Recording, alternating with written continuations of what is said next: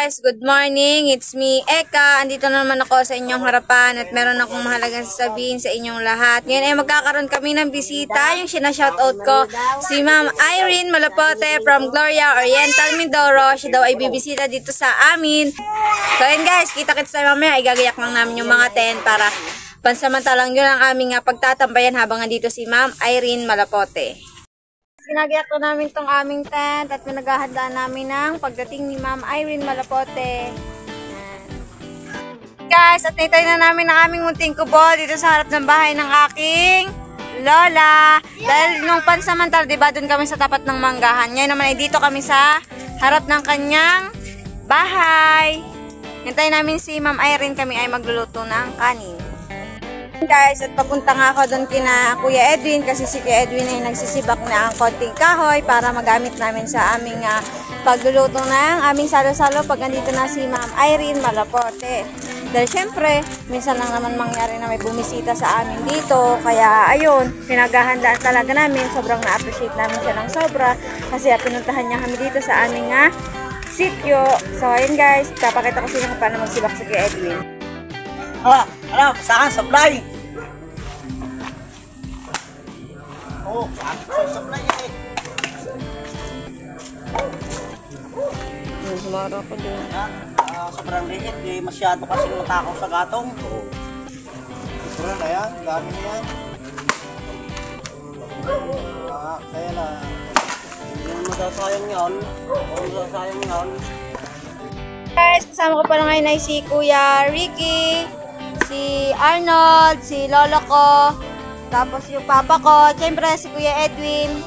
Yan. Pagod.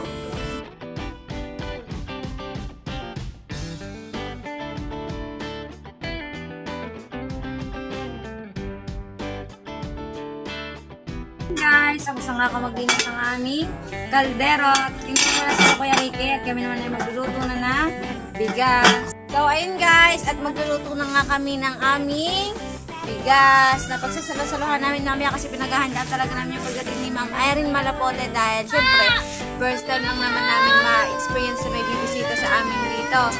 Ayun guys, at andyan na nga si Carl, siya ay nagugas ng aming bigas na isasalang dun sa inapuyan ni Kuya Ricky.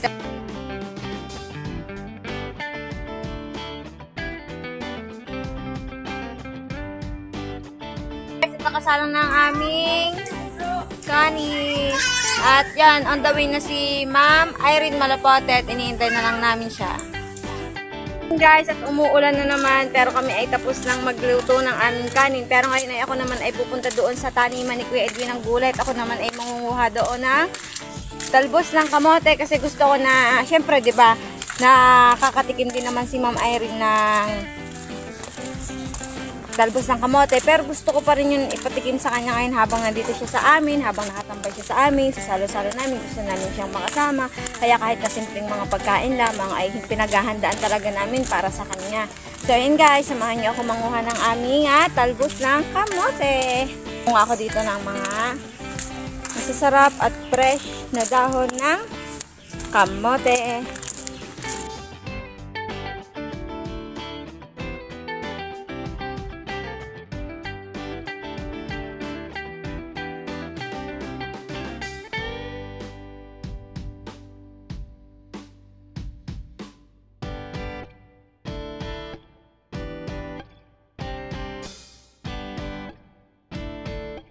At nag-uutay na ako manguha nito nga mga kamote. Nagtatsaga ako nga mag-said-said dito kasi guys, araw-araw kasi may kumakain dito sa amin ng mga dahon ng kamote.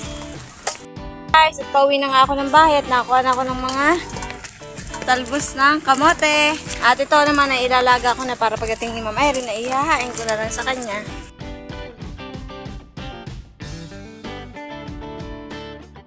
Guys, ilalaga ko na ang ating dahon ng kamote.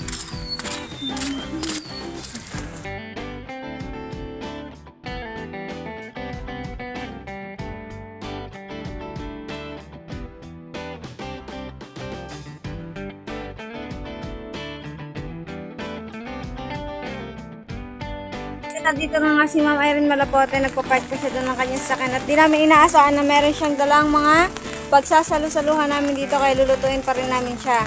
Yan, kasama niya pala si Ate Annalyn.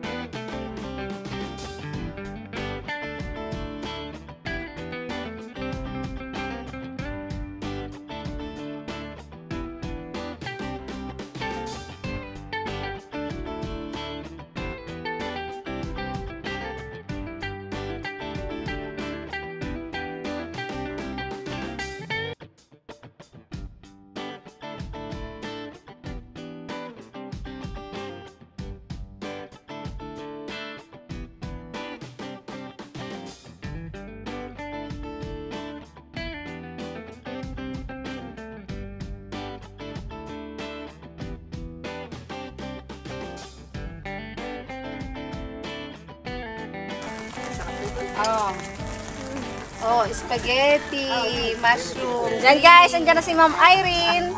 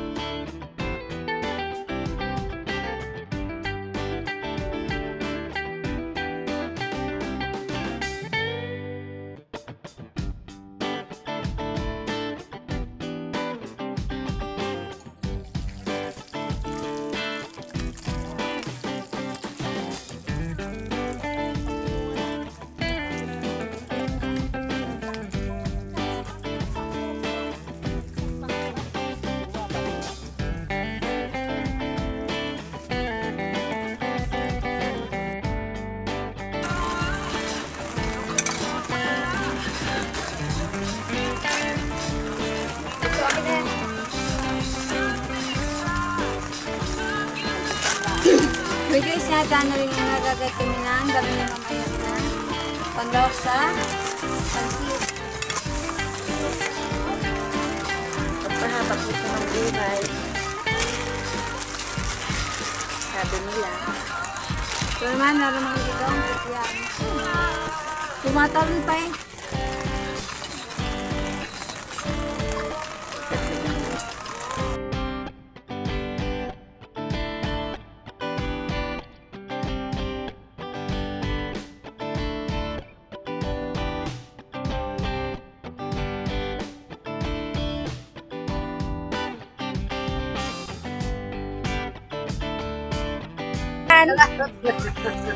Meron na si Mama Irene na talbos ng kamote na may bagoong.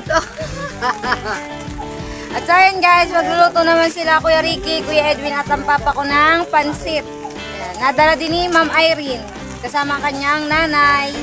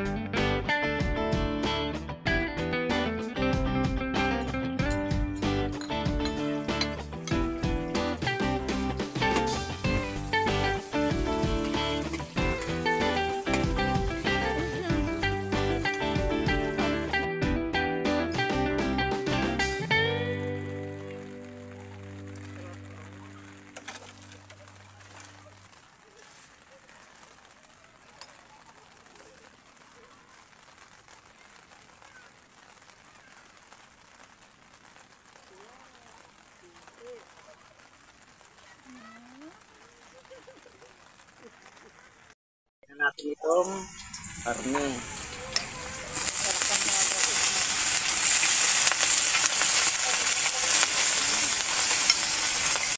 Po naming Muslim, wag po kayo mag-alala kasi naman ay karning manok, hindi po yun baboy. Tapos maglalagay naman ngayon si Kuya Edwin ng kikiam at saka speedball.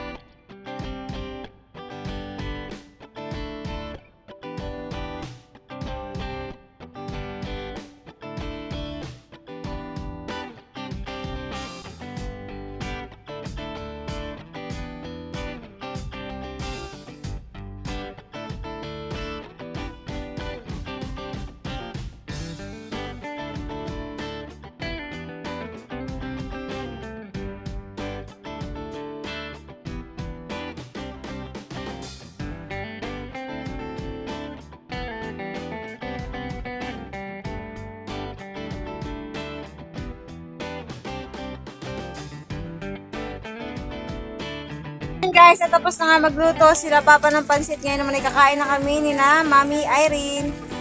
Kasama ang aking mga kasama dito sa bahay.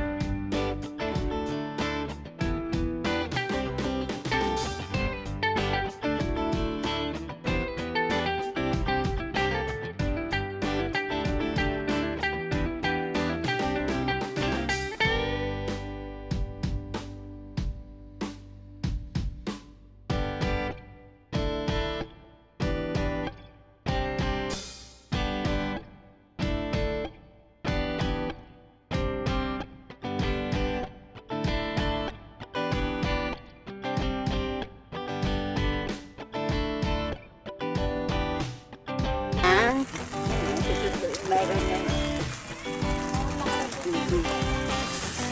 Pagka mo napunta yung nakabiyak lang ng sapatos. Nakapormula ang siya kahit kape ako.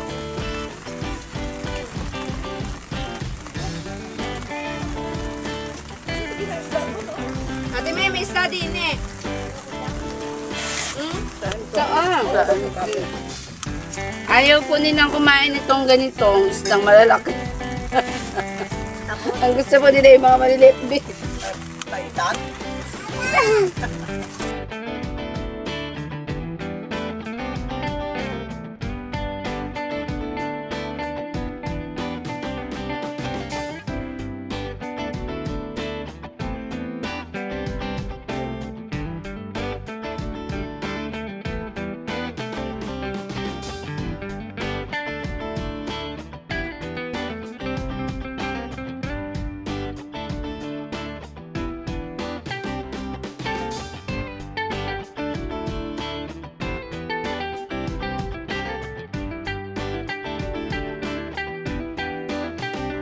So, ayun guys, at hindi ko na nga na-i-video yung pagtapos namin kumain, tsaka yung pag-alis ni Ma'am Irene, hindi ko na rin na-i-video kasi nga ang lakas ng kulog, tas umulan dito, tas sakto naman nalobat yung camera ko.